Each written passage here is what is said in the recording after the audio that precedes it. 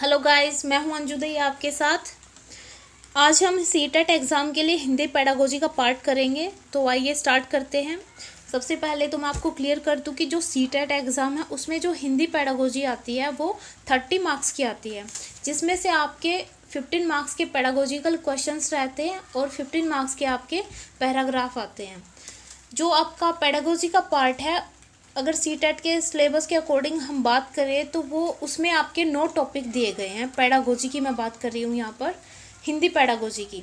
तो उसमें क्या है, 9th टॉपिक आपके दिए गए हैं। और जो टॉपिक आज हम स्टार्ट करने जा रहे हैं ये हमारा 5th टॉपिक है। सिलेबस के अकॉर्डिंग मैं बात करूँ, क्लास ये हमारी फर्स्ट है। तो आइए स्टार्ट करते हैं। सबसे पहले तो यही क्लियर कर लेते हैं कि जो पेडागोजी है होती क्या है। देखिए, इन शॉर्ट मैं आपको बताऊं तो हाउ टू टीच, यानी कि हमारी जो टीचिंग प्रोसेस है वो कैसी हो, ये क्या है, पेडागोजी ही है। एक जो है टीचर को अपनी जो है टीचिंग प्रोसेस कैसी रखनी चाहिए ताकि जो बच्चे हैं ज़्यादा से ज़्यादा जो उनको पढ़ाया जा रहा है, टीच किया जा रहा है, सिखाया जा रहा है, उसको जो है ग्रैब कर पाएँ, उसको जो है एक्वायर कर पाएँ। तो इसके लिए जो एक अप्रोच होती है वो हमें पेडागोजी के अकॉर्डिंग ही या फिर पेडागोजी से ही जो है पता चलती है कि हमें जो हमारी टीचिंग प्रोसेस कैसी रखनी है। तो आपको जो है क्लियर हो गया होगा कि पेडागोजी है क्या, in short how to teach. तो जो है टॉपिक की अब हम बात कर लेते हैं। टॉपिक हमारा है भाषाई विविधता वाले कक्षा कक्ष की समस्याएं। देखिए, हमने टॉपिक स्टार्ट ही किया है और यहीं से क्वेश्चन हमारा बन भी गया और प्रीवियस ईयर में आ भी चुका है। क्वेश्चन हमारा क्या आया है कि जो बहुभाषिता है या फिर जो भाषाई विविधता है, क्या वो एक जो है कक्षा कक्ष के लिए समस्या है। देखिए, समस्या बिल्कुल नहीं है, क्योंकि ये एक जो है चुनौती है, एक चैलेंज है। क्योंकि अगर हम इसको समस्या की फॉर्म में लेंगे तो ये क्या है, एक नेगेटिव सेंस बनती है इसकी, यानी कि एक प्रॉब्लम है तो क्या एक नेगेटिव सेंस बन गई। तो जो है नेगेटिविटी की तरफ हमें जो है सीटेट एग्जाम में या फिर रियल लाइफ में भी कभी नहीं जाना है। तो हम क्या है, पॉजिटिव की तरफ चलेंगे। तो हमें ये क्या है, समस्या मानकर नहीं चलना है, इसको जो एक चैलेंज की तरह लेना है और उसको क्या है, पार करना है। एक टीचर के लिए यही क्या है, उसका मोटिव होना चाहिए।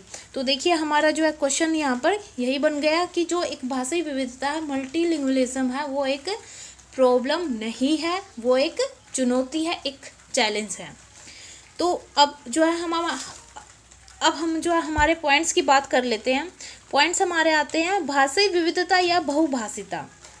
अब भाषाई विविधता क्या है, यानी कि जो है एक जो है एरिया में या कहीं पर भी, यहाँ पर हम जो है एरिया की बात नहीं भी करेंगे क्योंकि जो है क्लासरूम की बात हो रही है।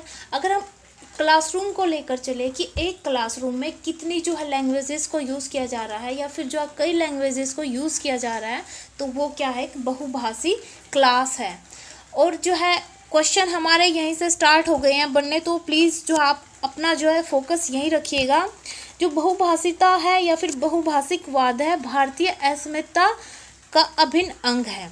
अब जो है अस्मिता क्या है, भाषा बोलने वालों की अपनी जो है अलग पहचान होती है। यानी कि हम किसी भी पर्सन को अगर वो 2-4 लाइनें बोलता है या फिर जो है कम्युनिकेशन अपना स्टार्ट करता है, कम्युनिकेट करता है, तो हम पहचान लेते हैं कि ये पर्सन कहाँ से है। क्योंकि हरियाणवी, गुजराती, हमारी जो है मराठी, अलग अलग लैंग्वेजेस है जिनको हम जो है पहचान लेते हैं कि ये पर्सन वहाँ से है। और भारत हमारा देश जो है एक बहुभाषी देश है। यहाँ पर जो है बहुत सारी जो है भाषाएं बोली जाती है। अब जो है स्टेट की छोड़िए, हर जो है गांव में, शहर में लैंग्वेज क्या है, अलग है। हाल ही के कई अध्ययनों ने दिखाया है कि द्विभाषिकता का संज्ञानात्मक विकास व विद्वत उपलब्धि से गहरा संबंध है। कई अभी जो है रिसेंटली कुछ स्टडीज़ हुई जिनमें क्या है, ये दिखाया गया, उन रिसर्च में ये दिखाया गया कि अगर जो है मल्टी लैंग्वेजिज्म को या फिर जो है मल्टी लैंग्वेजेस को हम यूज़ करते हैं अपने क्लासरूम में, तो उससे क्या है, बच्ची की जो कोग्निटिव डेवलपमेंट है या फिर ओवरऑल डेवलपमेंट है वो क्या है, अच्छी होती है।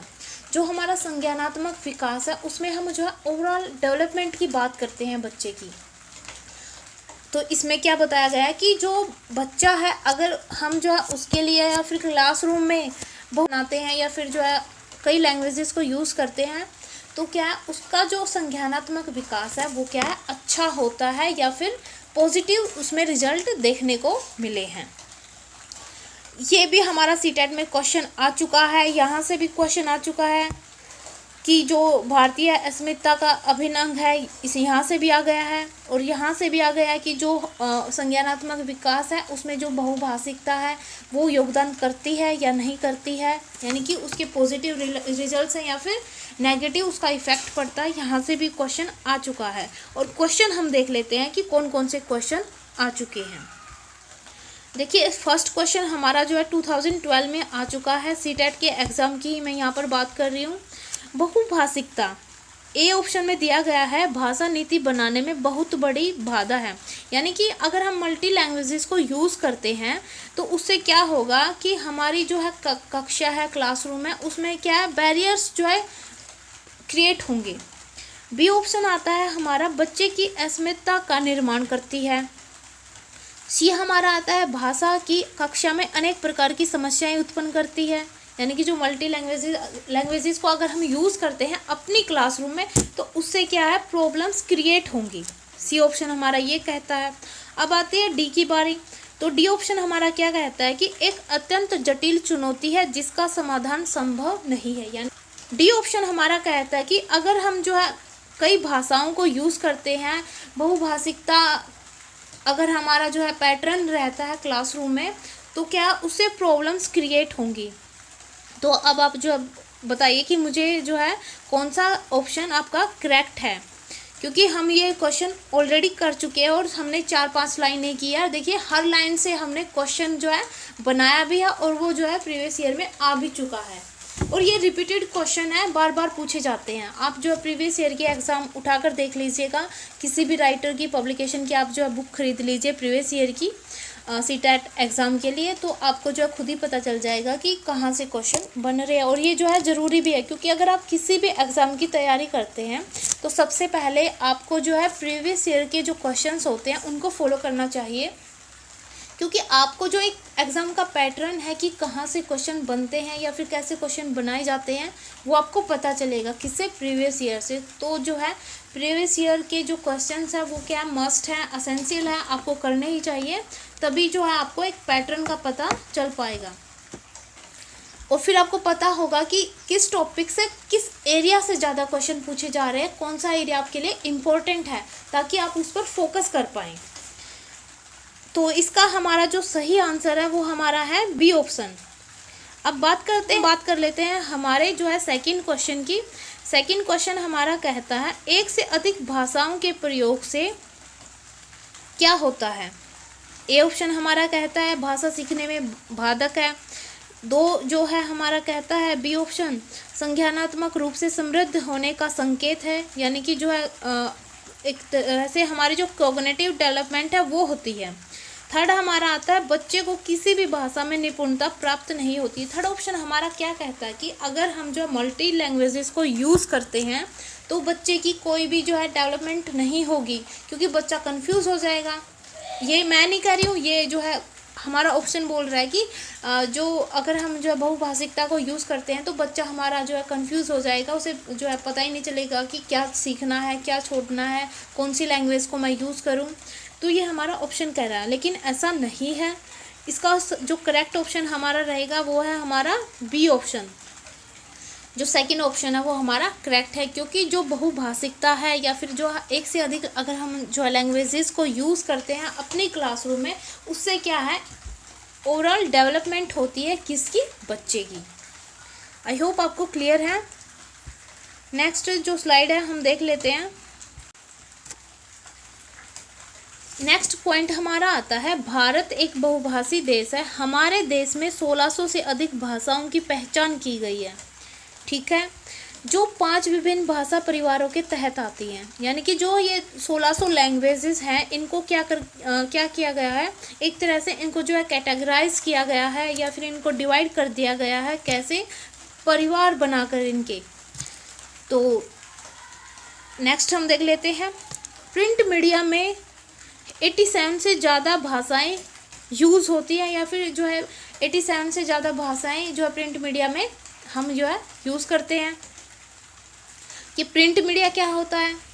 प्रिंट मीडिया में हमारे जो रिटन मटेरियल होता है ना वो आता है। फॉर एग्जांपल हमारे न्यूज़पेपर है, टेक्स्ट बुक है, मैगजीन्स है, ये सब क्या है? ये प्रिंट मीडिया का ही रूप है। रेडियो में जो है 71 भाषाएं और प्रशासन के स्तर पर 13 विभिन्न भाषाएं हम यूज़ करते हैं या फिर प्रयुक्त करते हैं। देखिए इसमें समझने का कुछ खास नहीं है, इस पॉइंट में जो है याद करने का ही है, एक तरह से एक फैक्चुअल जो है इन्फॉर्मेशन आपके लिए। नेक्स्ट पॉइंट हम देख लेते हैं। किंतु केवल 47 भाषाएं ही स्कूलों में पठन पाठन के माध्यम के रूप में प्रयोग की जाती हैं। यानी कि भाषाएं तो अगर ओवरऑल देखें तो 1600 से अधिक है, लेकिन जो हम स्टडी में या फिर स्कूलों में यूज़ करते हैं तो वो 47 लैंग्वेजेस हैं। सिर्फ जो है 47 जो भाषाओं को हम स्कूलों में टीचिंग लर्निंग के लिए यूज़ करते हैं। और इनमें से केवल 22 भाषाओं को ही संविधान द्वारा मान्यता प्रदान की गई है। देखिए हमारा जो संविधान है केवल 22 भाषाओं को ही क्या है? मान्यता प्रदान करता है। और जो हमारा सीटेट का एग्ज़ाम है वो भी क्या है? 22 भाषाओं में ही कंडक्ट होता है। यानी कि जो है उसमें ऑप्शन दिया जाता है फर्स्ट और सेकेंड लैंग्वेज का। वो कौन कौन सी भाषाएँ होती हैं, कितनी भाषाएँ होती हैं? वो हमारी 22 भाषाएँ होती है। ये आप जो है सीटेट के नोटिफिकेशन में या जो बुलेटिन आती है उसमें आप देख सकते हैं। कई विद्वानों ने यह सिद्ध किया है कि बहुभाषिकता समाज में संप्रेषण को बाधित करने के बजाय सहायता ही प्रदान करती है। कई जो विद्वानों ने क्या किया, प्रूव किया कि जो ये अगर हम बहुभाषिकता को हमारी जो है क्लासरूम में यूज़ करते हैं तो इसका क्या बच्चे पर पॉजिटिव इफेक्ट पड़ेगा, बच्चे का जो है सर्वांगीण विकास होगा। ये क्या विद्वानों ने सिद्ध किया या फिर जो है प्रूव के साथ दिखाया, यानी कि उन्होंने स्टडी की। बहुभाषिकतावाद पर हुए अध्ययनों से स्पष्ट हुआ है कि हमारी शिक्षा व्यवस्था को इसे दबाने के बजाय बनाए रखने एवं प्रोत्साहित करने का भरपूर प्रयास करना चाहिए। इसी बात को ध्यान में रखते हुए त्रिभाषा सूत्र लागू किया गया। यानी कि जो 3 लैंग्वेज फार्मूला था वो कब आया? हमारा 1968 में। और जो 3 लैंग्वेज फार्मूला है वो क्या कहता है कि जो टीचर है उसको कौन कौन सी लैंग्वेजेस यूज़ करनी चाहिए, उसको जो 3 भाषाएं यूज़ करनी चाहिए। और वो कौन सी लैंग्वेज होनी चाहिए? फर्स्ट तो हमारी जो नेटिव लैंग्वेज है, जो बच्चे की नेटिव लैंग्वेज है, टीचर की यहाँ पर बात नहीं हो रही है, यहाँ पर सिर्फ स्टूडेंट्स की बात हो रही है। जो बच्चे की नेटिव लैंग्वेज है वो क्या यूज़ होनी चाहिए। फिर फर्स्ट लैंग्वेज में जिस भाषा में जो है उस राज्य के या फिर जो है देश के हमारे के राज कार्य होते हैं, प्रशासनिक कार्य होते हैं, कौन सी भाषा? वो हमारी हिंदी। तो हिंदी हमारी फर्स्ट लैंग्वेज होनी चाहिए। और जो सेकंड लैंग्वेज है वो हमारी कौन सी होनी चाहिए? वो हमारी इंग्लिश या कोई अदर लैंग्वेज हो सकती है। तो ये ध्यान रखिएगा कि जो हमारे लिए इंग्लिश लैंग्वेज है या फिर अदर जो है लैंग्वेजेस हैं, जो विदेशी भाषाएं हैं, वो हमारे लिए सेकंड लैंग्वेज है। आई होप यहाँ तक आपको क्लियर है। आज हमने जो है ये टॉपिक यहीं तक जो है करेंगे आज हम। इसके बाद इसी टॉपिक को हम कवर करेंगे नेक्स्ट क्लास में, इसको हम कवर कर लेंगे। तो आई होप आपको समझ आया है। Thank you. वीडियो को लाइक और शेयर करिएगा प्लीज़। Okay, thank you.